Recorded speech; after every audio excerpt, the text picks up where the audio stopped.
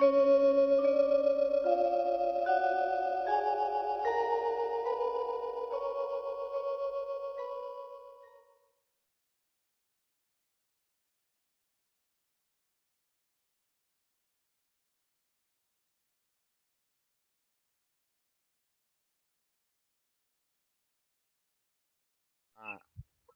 ตัดไป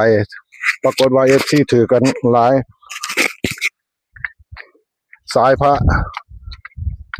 รับสายว่าท่านเลยครับตอนนี้รับสายสายใหม่เลยรับสายว่าท่านรับสายว่าท่านเลยเนี่ยมาแล้วกุดเพิ่นมาแล้วเนี่ยมาถึงพระอาจารย์แล้วโอ้มื้อนี้ต้องมาก่อนเลยรับสายว่าท่านเลยบ่ครับผมรับสายว่าท่านเลยที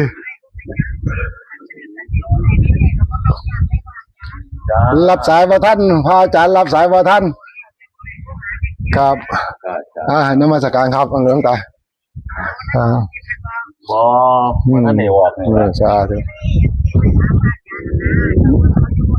จ้ามันมีทุกช่องอะไรเพื่อนเอาไปลงกันนะ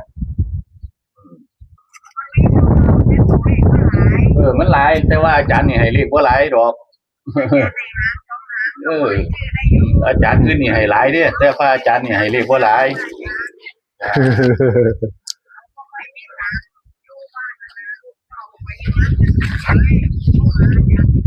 จ้าพระอาจารย์รับสายว่าท่านเลยงวดนี้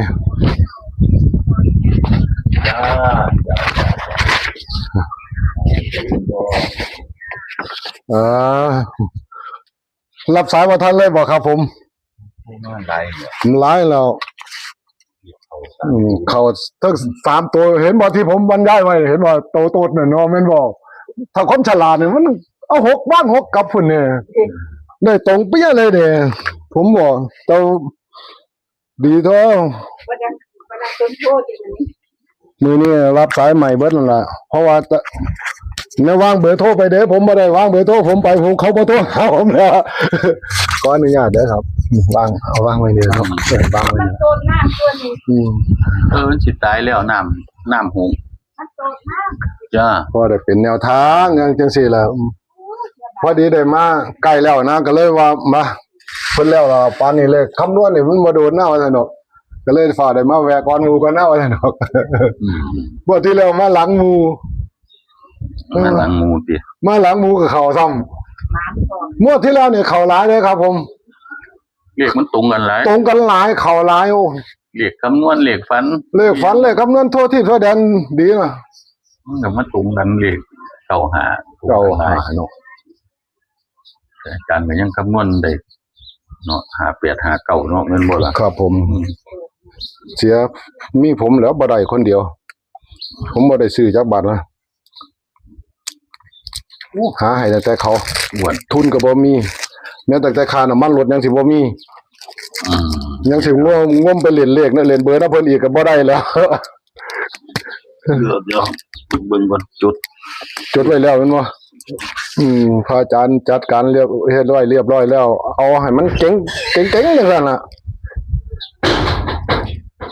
ครับถ้าเพิ่นญาติโยมถ้าผู้ใดมีน้ำจิตน้ำใจก็โอนมาซอยทำบุญทำทานให้เพิ่นได้ค่าอันนั้นอันนี้พอได้เทปูน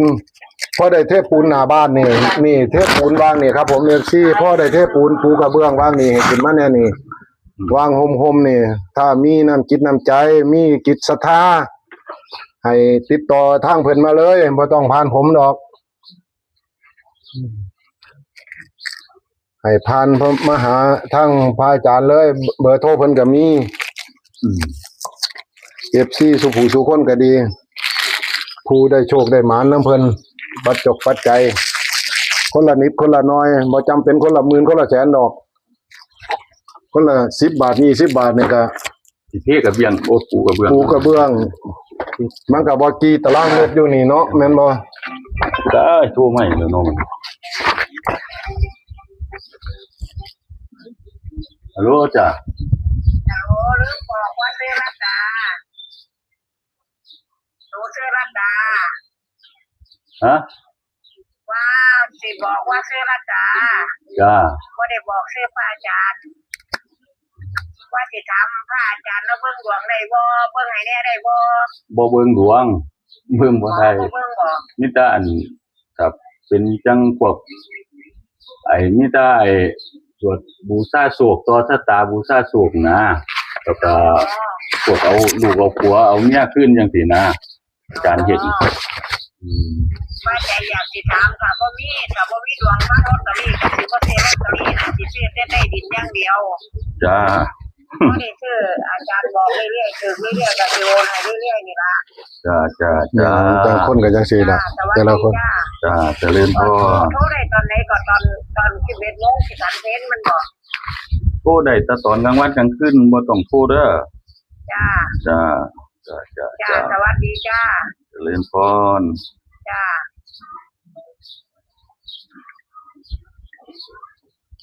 มาสิเขียนให้บัดนี้ นี่ละคลิปแรกของ ลงคลิปแรกเลยติ คลิปแรกแล้วเนี่ย อืม มืออื่นนี่ก็เห็นแล้ว วันที่16เนาะ ครับ16ครับผม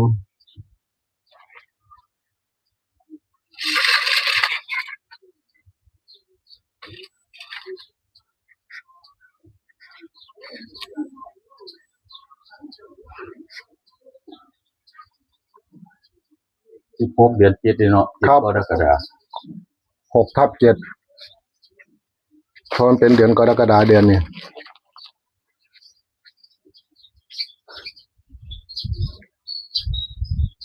วิ่ง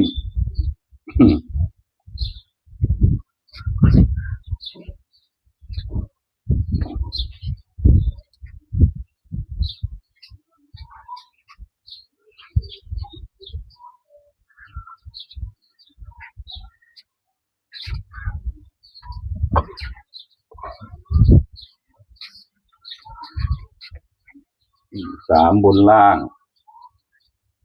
มีมากเปียกได้ข่อยม่วนนี่ แม่นบ่ มา3บ่ มา3ติ จ้า เอาแล้วว่าตรงกันแล้ว ตรงกันกับเจ้าหนึงอีกแล้วตรงกันแล้ว เจ้าใดอีกล่ะ ตรงกันกับผีกับมาตัวหนึงแล้ว ติดตัวนี้แหละติด3นี่แล้วผีก็บอกติด3แล้ววันนี้ก็อาจารย์ผู้เพิ่นคำนวณอยู่บ้านก็ติด3แล้วก็แสดงว่า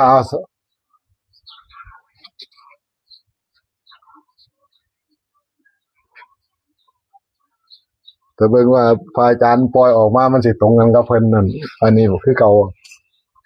ว่าหันเพิ่นให้วิ่ง2แต่ว่ามันหังเพิ่นวางบนล่างไว้ซื่อๆนะแต่ว่ามันหังไป 3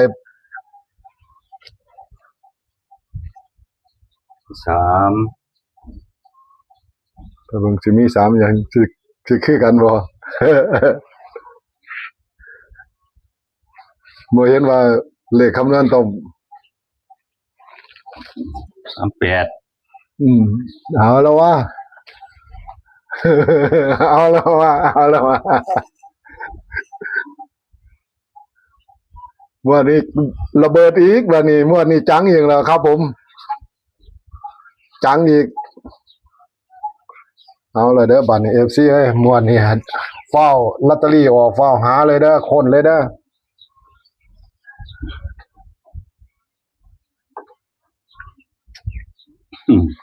หาคนเลยเด้อ FC เอ้ยหาคนเลยเด้อ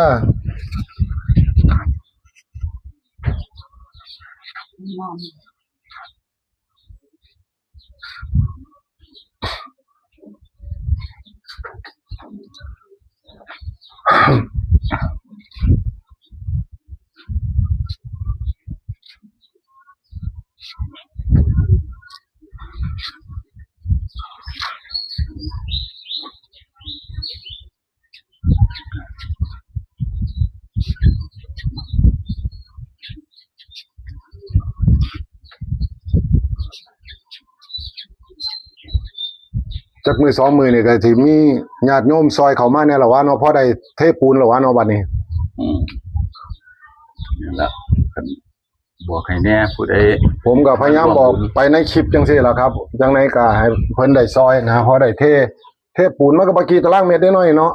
อันนี้3แม่นบ่เนี่ยผม จากนี่ไปนี่3แม่นบ่ มันโยม บ่นี่ไอ้มองเท่นี่ เออ บ่ไอ้ บ่ทั้ง โต ทาง หน้าใหญ่เดี๋ยวไอ้หน้าใหญ่นี่นะ อืม อันนี้36เนาะ6 อันนั้น3อันนั้น3คูณ4 12 ตารางเมตรตรงนี้บัดนี้ตรงข้างอีกก็ประมาณ20ตารางเมตรเนาะครับผมทางไปนั่นน่ะประมาณ20ตารางเมตรนี่แหละ ทั้งทางเลย ค่าปูนนี่ ทั้งทางก็สิเทนำ ครับ เททางมือมามือ โอ้ทั้งข้างนี่ฮะเอาไปหับไปไกลพุ่นหลับเลยหลับเปิดลำโพงหลับดีๆโลด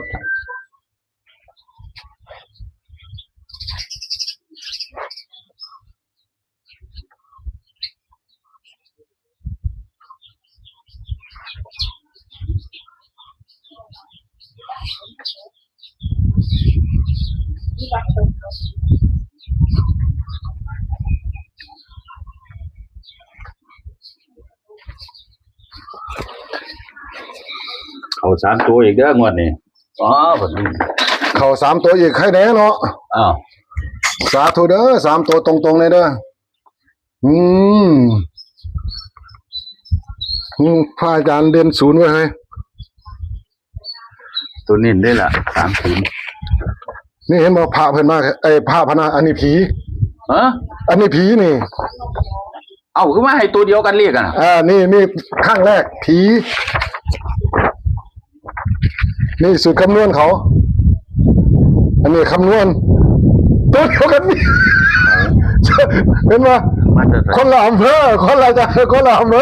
หวัด มาได้ตัวเดียวกันสิ เมื่อตัวเดียวกันนี่ออกคลิปนี้อันนี้สิพิษตัวเดียวคือศูนย์นอกนั้นตรงหมดเนี่ย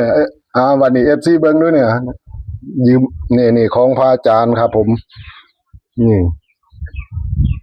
FC เบิ่งเอาเด้อบัดนี้ ผู้ใดมีโชคมีหมานงวดว่าหันก็มาซอยพระอาจารย์เทพ เทพ เนี่ย ปู เด้อน พระอาจารย์บอกโลดอืม เนี่ย ผู้ใดโชคหมานว่าหัน ผู้ไหนมีโชคมีหมานก็มาซอยเพิ่นแหน่นี่หมวดต่อไป ระวัง830เนี่ยล่ะวางหันมันออกตัวกลับ ที่ผมบอกไว้วาง6กลับไปโลดนะผู้ไหนมักเล่น3ตัวน่ะอย่าให้ได้จับมือเล่น เน้นๆไปเลยไอ้30เน้น30เพิ่นเน้น30ให้เลย เน้ นี่ นให้3003กลับพร้อม กลับไว้เฮ็ดจังไดได้เฮาเลขถึงว่าเป็นเลขคำนวณได้มันก็หลักร้อยหลัก10มันก็สามารถเปลี่ยนแปลงได้ เอ้าเลขอาจารย์เลขวิ่งบ่เคยพลาดจักเที่ แต่ ย ว่าเลขวิ่งบ่พลาดงวดนี้ วิ่งตัวเดียวซ้ำ วิ่งตัวเดียววิ่ง3 คืองวดว่าหันให้วิ่ง5นี่ ชนกัน3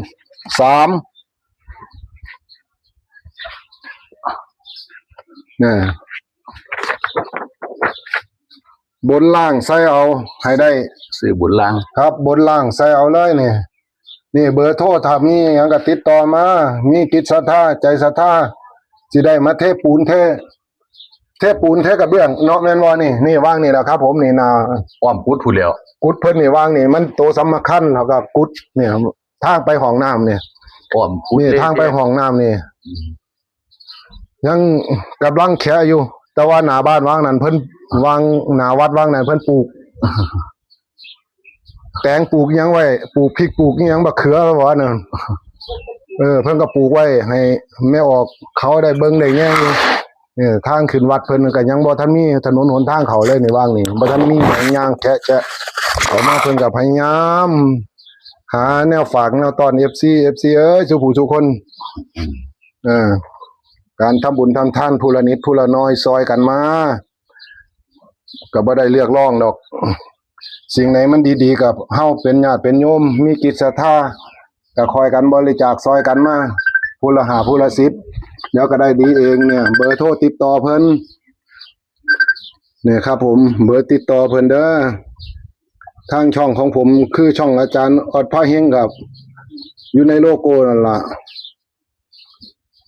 อยู่นั่นล่ะเนี่ยครับผมถ้าเป็นจังไหนก็ให้ติดต่อมาทางนั้นทางนี้ก็ติดต่อมาเอา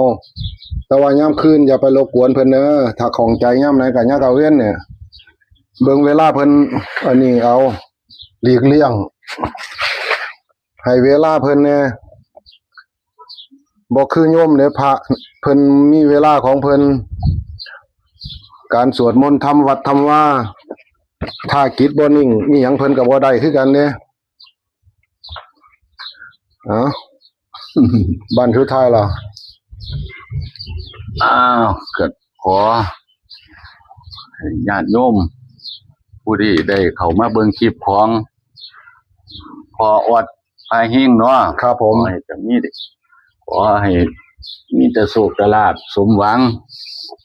คิดสิ่งใดปรารถนาสิ่งใดคิดอยากถูกหวยก็ให้ถูกมีทุกสิ่งทุกอย่างอยากได้สิ่งใดก็สมมุ่งความมุ่งมา่ปรารถนาขอให้มีแต่ความสุขความเจริญโดยอายุวันนะสุขะพระลัง สาธุสาธุสาธุเด้อ FC สุขุทุกคนมานี่ขอได้อำลาพระจากอย่าลืมกดไลค์กดแชร์กดเป็นกำลังใจกดติดตามไว้สิ่งที่ดีๆหมวดหน้าก็ขอให้ถือคือเก่าขอให้มา3ตัวตรงๆสาธุสาธุสวัสดีครับ